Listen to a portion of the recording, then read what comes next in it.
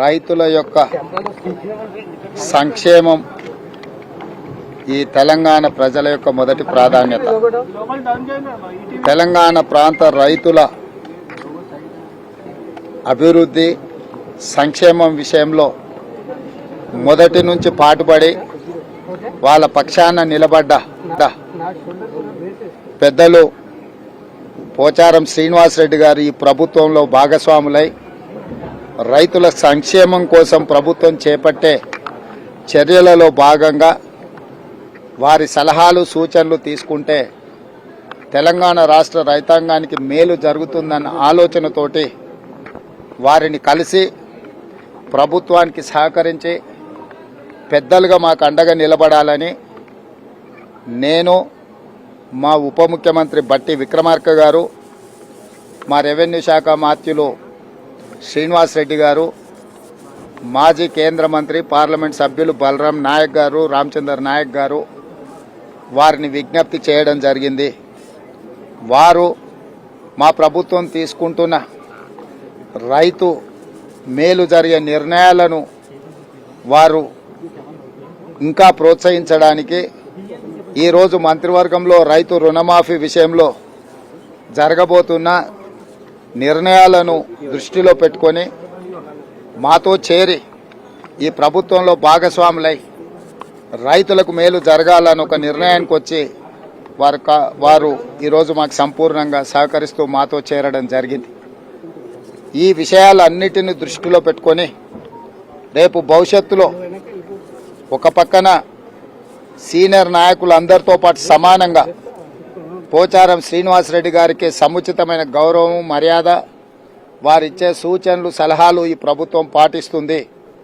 రైతుల పక్షాన ఈరోజు మేము చేయబోయే కార్యక్రమాలలో వారు అత్యంత క్రియాశీలక పాత్ర పోషించి రైతుల సంక్షేమం కోసం, బాన్సువాడ శాసనసభ నియోజకవర్గ అభివృద్ధి కోసం మొదటి నుంచి వారికి అండగా నిలబడ్డ నిజామాబాద్ జిల్లాలో అసంపూర్తిగా ఉన్న సాగునీటి ప్రాజెక్టులు కానీ, అభివృద్ధి కార్యక్రమాలను కానీ పూర్తి చేయడానికి వారు ముందుకొచ్చి మాకు సహకరించినందుకు ముఖ్యమంత్రిగా ఈరోజు వారికి కృతజ్ఞతలు తెలియజేస్తూ, ఇదే విధంగా మీడియా మిత్రులు కూడా సహకరించి ఈ అభివృద్ధి కార్యక్రమాన్ని ముందుకు తీసుకువెళ్లాల్సిందిగా కోరుకుంటున్నాం.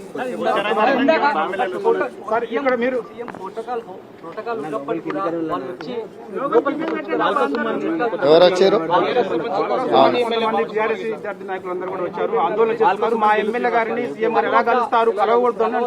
ఏమో నా దృష్టికి రాలే, ఇప్పుడే మీరు చెప్పిండ్రు, తప్పకుండా కనుక్కుంటాను. కనుక్కొని అదే ఇప్పుడు వారు వచ్చిండ్రా రాలేదా, ఒకవేళ వస్తే వారు ఏం మాట్లాడినరు పూర్తి సమాచారాన్ని తెలుసుకున్న తర్వాత వాటి మీద స్పందిస్తా. ఒక మంచి వాతావరణంలో పెద్దలు పోచారం శ్రీనివాసరెడ్డి గారు మాకు అండగా నిలబడడానికి ఒక మంచి వాతావరణం ఉన్నప్పుడు కొన్ని అనవసరమైన వివాదాలు, అనవసరమైన విషయాలు మనం చర్చించుకోవడం ఏమాత్రం ఉపయోగం లేదు. ఈరోజు చాలా ప్రాధాన్యత ఉన్నది. ఎందుకంటే ఈరోజు మంత్రివర్గంలో రైతులకు సంబంధించి రుణమాఫీ విషయంలో మిగతా రైతు సంక్షేమం కోసం వ్యవసాయం దండగ కాదు, వ్యవసాయం పండుగ అని ఒక పండుగ వాతావరణంలో ఈరోజు మేము నిర్ణయాలు తీసుకోబోతున్నాం. ఆ నిర్ణయాలను దృష్టిలో పెట్టుకొని ప్రభుత్వానికి అండగా నిలబడడానికి పోచారం శ్రీనివాసరెడ్డి గారు ముందుకు వచ్చిండ్రు. వారిని మనస్ఫూర్తిగా అభినందిస్తూ వారి సలహాలు, సూచనలు, వారి అనుభవాన్ని మా ప్రభుత్వం ఎప్పుడు వినియోగించుకుంటుంది. వారి సూచనల మేరకు రైతులకు ఎంత మేలు చేయగలమో పూర్తి స్థాయిలో చేయాలన్న ఆలోచనతో ముందుకు వెళ్తున్నాము. కాబట్టి మీడియా మిత్రులకు నా సూచన ఒక్కటే, ఈరోజు ఒక మంచి వాతావరణం, రైతుల సంక్షేమం కోసం తీసుకోబోతున్న నిర్ణయాల మీదనే చర్చ పెట్టండి, దృష్టి పెట్టండి తప్ప మిగతా అనవసరమైన విషయాల గురించి మనం పెద్దగా చర్చించుకోవాల్సిన అవసరం లేదు. అట్లాంటి విషయాలు చర్చించడానికి చాలా సమయం ఉంది. పార్టీలో నాయకులు, కార్యకర్తలు అందరూ సిద్ధంగా ఉన్నారు. వాళ్ళందరూ కూడా చర్చిస్తారు.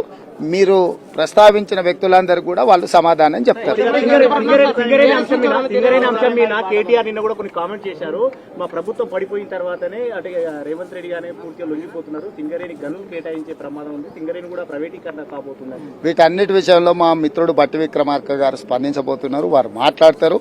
ఈ విషయాలన్నిటి మీద రేపటి నుంచి స్పందిస్తారు. ఈ రోజు నేను రైతుల కోసమే ప్రస్తావించదలుచుకున్న, రైతులకు సంబంధించిన నిర్ణయాలతోనే ఏకాగ్రతతో పనిచేయాలన్న ఆలోచన ఉన్నా ఈరోజు ఇతర అంశాల ప్రస్తావించదలుచుకోలేదు నేను.